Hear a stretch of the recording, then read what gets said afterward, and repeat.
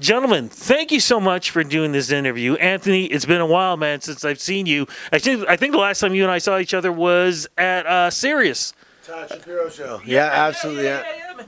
I was saying when I came into, I'm going to call it your dojo, man, you are looking big. Like, you've been working out hard, my friend. Well, my wife runs a tight ship, so she insisted I keep myself in shape. No, yeah, you know what? It's funny because I wasn't working out even though I opened a training facility because I have a hard time working out here myself because I always end up cleaning or doing, I get distracted. So I actually got a membership somewhere else, and now I actually get to work out and not worry about what's that little thing on the floor or whatever. So I'm enjoying the fitness again. How are you enjoying, though, the fact that you were able to create such a memorable character, Santino Marella? I mean, I remember interviewing you back in the days, and you would switch back and forth to who you are, to the character, and the fact, like I said, man, people miss you on television, and I think we were talking one time, there was a chance that you could have been general manager or, some kind of character to help run the place.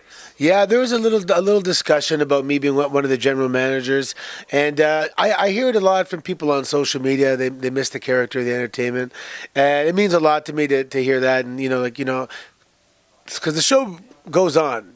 The day you're not there, the show doesn't skip a beat. So you kind of feel like, not that you're forgotten, but the fact that it continues seamlessly without you that's not the best feeling in the world. But now when I look back and everyone's really they do miss me, and it means a lot, and it'd be pretty tough for me to go back. It would have to be a pretty specific set of circumstances and dates because of everything else I have going on. So it's not really likely, but I do miss performing, and I miss the boys backstage. I miss just driving on various American highways for all those years. But you never know. Never say never, right? But you're still in some ways in the business because, as I keep saying over and over again, I keep calling it dojo because I say that with respect. You train wrestlers here, man. Yeah, we do a lot here. We do Olympic combative sports. We do boxing, wrestling, judo, and then we have the MMA side with catch wrestling and Muay Thai. And then what makes us very different from anybody else is we do professional wrestling here. And a lot of the guys that are doing pro wrestling, they're cross-training. For example, right now there's a Muay Thai class going on, and there's several professional wrestlers in there just tightening up their stand-up game so it looks more organic and natural and more believable. And our pro wrestling brand wasn't supposed to be a brand. It's just a school, but the caliber and the quality of wrestling has gotten to a point that it's taking on this identity of its own. Battle Arts Pro Wrestling, and now some of our students are they've left the nest, so to speak, and they're doing independent wrestling in the U.S. and Canada, and they're representing us very well.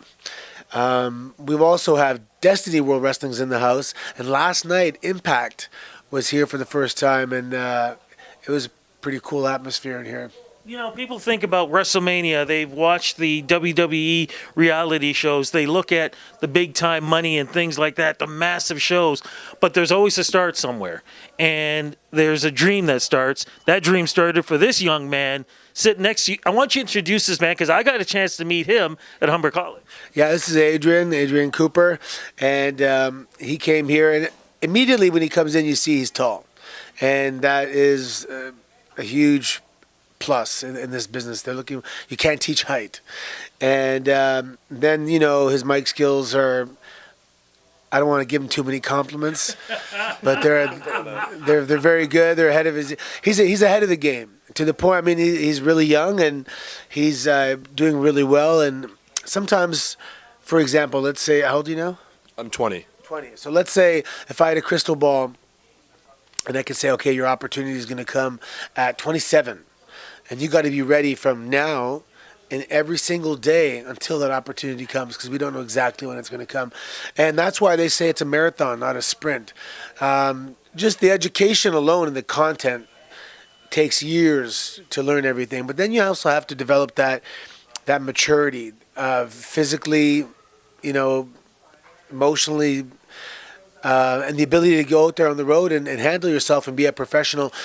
You also have to learn that you're the product. You're the commodity, and you're a business. And every business has research and development, and you got to look at it that way. So you have to make investments of your time and money into yourself as a product. Getting your body up to par. And some guys take acting lessons outside of here. You got to spend money on your gear. You have to look really professional. So there's a lot to it, and it takes a long time. But he's a bit ahead of the game so far. Okay, well, let's introduce him, Adrian. I mean, we had a chance to meet at Humber College. First question, man, what made you decide that you wanted to be a professional wrestler? Well, when I was younger, my dad has always been into wrestling on like a medium level, where he had, I think throughout his lifetime, might have bought one ticket to a show here, but he's originally from Trinidad. So they had the pro wrestling down there. He tells me a lot about. He used to watch the Colon family down there. That would have been WCCW, if I'm correct. I believe so, yeah. And he used to watch them down there. And then with him growing up watching wrestling in the household, me sitting on the couch watching it along with him, watching when people like The Rock were really popular, that sort of inspired me to get into it. And I've been watching since I want to say 2013, training here. I'm taking a break now for college, but from 2013 to 2015 was training here, and in 2 months when I'm done college, I'm coming straight back into it. Okay, let's jump into that because you decided, it's almost like you took Edges, if everybody knows Edge, Canadian, world multi-champion. He went to college. He took radio broadcasting, something that you're doing right now. My mindset with that was, one, my parents and even Anthony at times instilled to me, he's like, listen, you have to have a backup plan. I think it was actually when I saw an interview with Ted DiBiase Jr., that was one of the first things that he said in the interview, was like, have a backup plan in case it doesn't pan out for you. And my mindset was, I at least want my backup plan to be useful for wrestling. So I saw the transition from, there were a lot of the broadcasters and a lot of the commentators were former wrestlers. So I said, well, if I already have that experience, then say, God forbid, I get tragically injured or, it just doesn't work out as a wrestler, I can still be a part of the industry and still doing something I love. What's been the reality of this, though, for you? I mean, I grew up watching wrestling. I would have loved to gone into the ring, but I didn't take that choice. You have. What's been the reality of it physically and mentally, too? A lot more time consuming, and it has incredibly humbled me, especially when it comes to, I was in middle school, high school, doing sports. I did well. Like, the natural height played into things, a good stamina. And me having that in high school made me think like, oh, like I'm an athlete, I'll pick this up naturally. And it was a lot harder when I came here. Even though I had an amateur wrestling background, I still had a long way to go. So it's humbled me mentally, and it's given me an entirely new respect for the physical aspect of things. Putting on muscle, I'm naturally thin. Putting on muscle for me is so tough. And to see the amount of work that some of the guys here do to put on muscle is fantastic, and it is inspiring to see. What is the reality of it when you see, there are guys who probably do come into this, hoping to be in this business, and they're thinking, oh, I'm a big guy, I played football, I pushed weights or whatever. This should be, easy for me. Everything I've read, everything I've learned, and from the wrestlers I've spoken to, the stars, completely different. This is a completely different beast to be in, especially if you plan on doing this not even once a day. You could be doing it twice or 3 times a day, and that doesn't even add in all the traveling you have to do. Yeah, for sure. The way we approach it here, well, the way I approach it with Mr. Ishikawa is a professional wrestler is a professional athlete.